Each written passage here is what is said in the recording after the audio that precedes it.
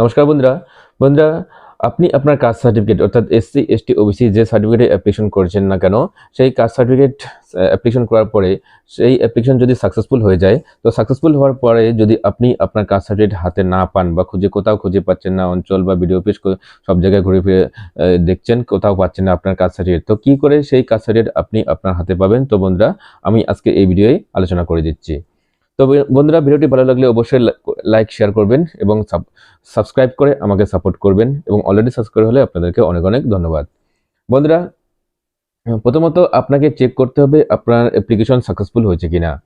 তো কি করে দেখবেন আপনার অ্যাপ্লিকেশন সাকসেসফুল হয়েছে? তো এসসি, এসটি, ওবিসি লিখে আপনার ব্রাউজারে লিখে সার্চ করুন।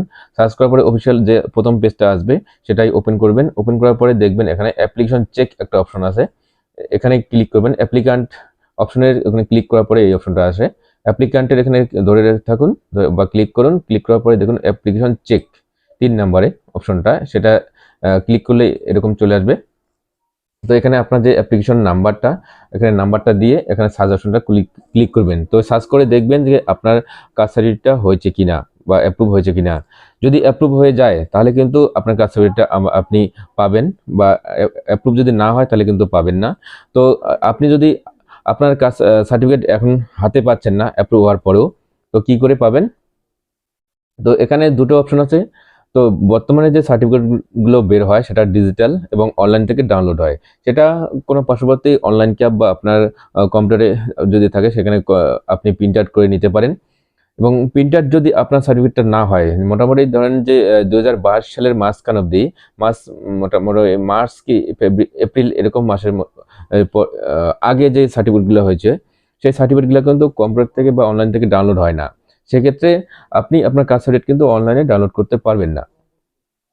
তো সেক্ষেত্রে আপনাকে আপনার যে সার্টিফিকেটটা সেটা ম্যানুয়ালি কালেকশন করতে হবে, অর্থাৎ অঞ্চল বা বিডিও অফিস বা যেখানে আপনার কাস্ট সার্টিফিকেট বিলি হয় সেখানে গিয়ে কিন্তু আপনাকে কালেকশন করতে হবে। সেখানেও যদি খুঁজে না পান তাহলে কি করতে হবে? আপনাকে একটা দরখাস্ত লিখে আপনাকে আবার পুনরায় জমা করতে হবে।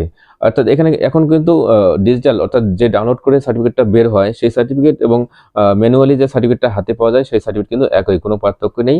যেকোনো একটা আপনার কাছে হাতে থাকলেই চলবে। তো প্রিন্ট আউট করার সময় একটু কালারিং একটু ভালো করে প্রিন্ট আউট করে নেবেন, তাহলে ওটাই কিন্তু আপনার লাইফটাইম চলবে, বা যখন ইচ্ছা তখনই কিন্তু আপনার কাস্ট সার্টিফিকেট বর্তমান ডাউনলোড করে নিতে পারবেন। তো বন্ধুরা, আপনি যদি সেই সার্টিফিকেট পাচ্ছেন না তাহলে কি করবেন? আপনাদেরকে অ্যাপ্লিকেশন করতে হবে এরকমভাবে যাতে আপনার কাস্ট সার্টিফিকেটটা আবার পুনরায় ডাউনলোড হয়। সেই সার্টিফিকেটটা যদি কোনো কারণবশত খুঁজে পাওয়া না যায় বা আবার প্রিন্ট আউট করে যদি না দেয়, বিডিও অফিস বা এইচডি অফিস থেকে প্রিন্ট আউট করে না দেয়, তাহলে সেটা কোনো ব্যাপার না, নাও পাইতে পারেন। তো যাতে আপনি আপনার কাস্ট সার্টিফিকেটটা ডাউনলোড করে প্রিন্ট আউট করতে পারেন সেই ব্যবস্থা করে নিন। এবং সেই ব্যবস্থা করতে আপনাকে একটা দরখাস্ত দিতে হবে। দরখাস্তে কী কী লিখবেন, কী কী সাথে দেবেন? তো প্রথমত যে রিসিপ্ট কপিটা আপনার বের হয়েছে সেটা চেক করে সাকসেসফুল হয়েছে কিনা সেটা একটা প্রিন্ট আউট করে রাখবেন, এবং তার সাথে আধার কার্ড, ভোটার কার্ড বা ভোটার কার্ড থাকলে ভোটার কার্ড দেবেন, রেশন কার্ড থাকলে রেশন কার্ড দেবেন।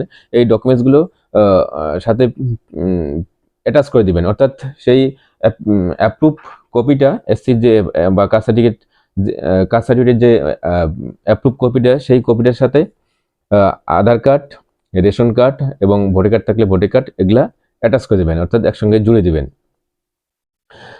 জেরক্স করে সেটা একটা ফাইল করে, আর তার সাথে একটা প্রধানের কিন্তু সার্টিফিকেট দরকার হবে। আবার এই সিস্টেমটা হয়তো আপনার এরিয়া আলাদাও থাকতে পারে, সেখানে একটু খোঁজ নিয়ে দেখবেন কি সিস্টেমে সেটা ডাউনলোড করার আবেদন করতে হয়। তো আমাদের এই এরিয়ায় যে সিস্টেমটা চলছে, তো এই ডকুমেন্টসগুলোর সাথে একটা প্রধানের দরখাস্ত লাগবে, প্রধানের সই করা দরখাস্ত। তো সেখানে কি লিখবেন দরখাস্তে, আমি পরবর্তী ভিডিওতে সেই কমপ্লিট দরখাস্তটা আমি মুখে বলে দেবো বা দেখে দেবো। সেই দরখাস্ত দেখে দেখে আপনি আপনার দরখাস্ত লিখতে পারবেন। আর সেই দরখাস্তে আপনি লিখবেন, আমি বিষয়টা সংক্ষেপে বলে দেই, যে দরখাস্ত লিখবেন যে আপনি আপনার সার্টিফিকেটটা কোথাও খুঁজে পাচ্ছেন না, এবং সেই সার্টিফিকেটটা যদি যাতে পুনরায় কম্পিউটার বা অনলাইন থেকে ডাউনলোড করতে পারি, এই বিষয়ে কিন্তু যে দরখাস্তটা লিখবেন, প্রধানের কাছে সই নেবেন, সেই দরখাস্ত এই উল্লেখটা করবেন যে আপনি আপনার কাস্ট সার্টিফিকেটটা যাতে অনলাইনে ডাউনলোড করতে পারেন, এই বিষয়টা কিন্তু লিখবেন অবশ্যই। সেই সেই এই বিষয়টা থাকলে কি হবে, যখন আপনি দরখাস্তটা জমা করবেন সেটা অনলাইনে ডাউনলোড করার সিস্টেমটা চালু করে দিবে। তো আর কিছুক্ষণ পরেই কিন্তু আপনি আপনার সার্টিফিকেটটা অনলাইন থেকে ডাউনলোড করতে পারবেন। তাহলে সেটাই কিন্তু আপনার সার্টিফিকেট রূপে কাজ করবে। তো বন্ধুরা, আশা করি বিষয়টা ক্লিয়ার হয়ে গেল। এরপরেও যদি আপনাদের মনে কোনো সংশয় বা কোনো প্রবলেম থাকে, অবশ্যই আমার কমেন্ট সেকশনে কমেন্ট করে জানাবেন। আমি সেই কমেন্টের বা সেই প্রশ্নের উত্তর দেওয়ার জন্য চেষ্টা করব। তো বন্ধুরা, আজকের ভিডিও এই পর্যন্তই। দেখা হবে পরের নতুন ভিডিওয়ে।